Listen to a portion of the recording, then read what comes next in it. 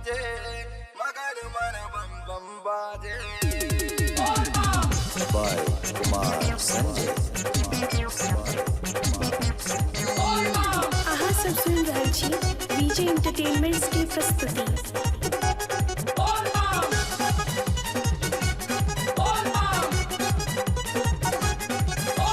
बाबा द्वार पर भीड़ छे भारी, बाबा द्वार पर भीड़ छे भारी, भूत परे तो नाचे मगन मन बम बम बाजे, मगन मन बम बम बाजे, मगन मन बम बम बाजे, मगन मन बम बम बाजे।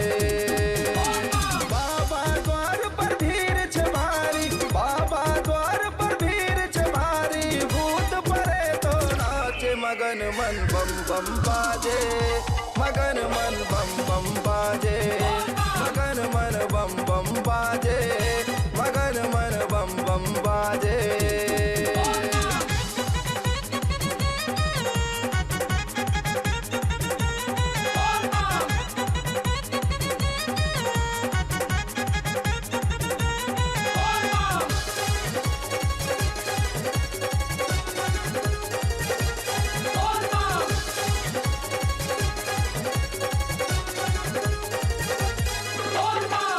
चम चम चम चंदा चमके शिव शंकर के माथ पे, डम डम डम डम डमरू देखो गुज रहल कैलाश पे।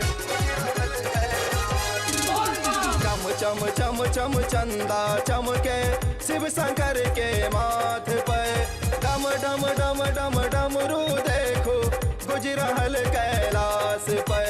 जपू जपू जपू जपू ओम नमः शिवाय, बिगड़ल बन जत सबटा कार्यो, जल जे अनलो दियो चढ़ाइयो, बाबा रहथिन सबके साथियो।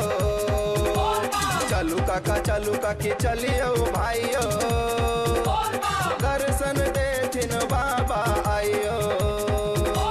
शिव के मनोहर रूप सा हमर आँखिन कनिको हटे, मगन मन बम बम बाजे, मगन मन बम बम बाजे, मगन मन बम बम बाजे, मगन मन बम बम बाजे।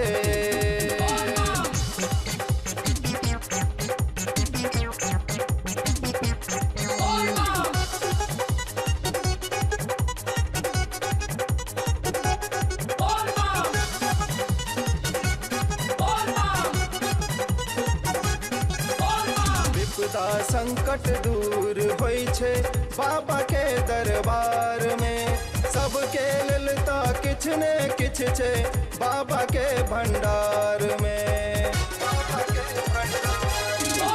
विपदा संकट दूर होई छे बाबा के दरबार में, सबके ललता किछ ने किछ छे बाबा के भंडार में।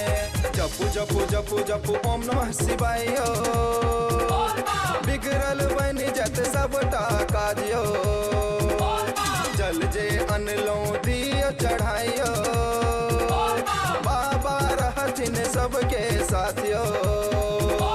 लाख टका के कहलो बातियो, बाबा सन कियो दोसन हारियो।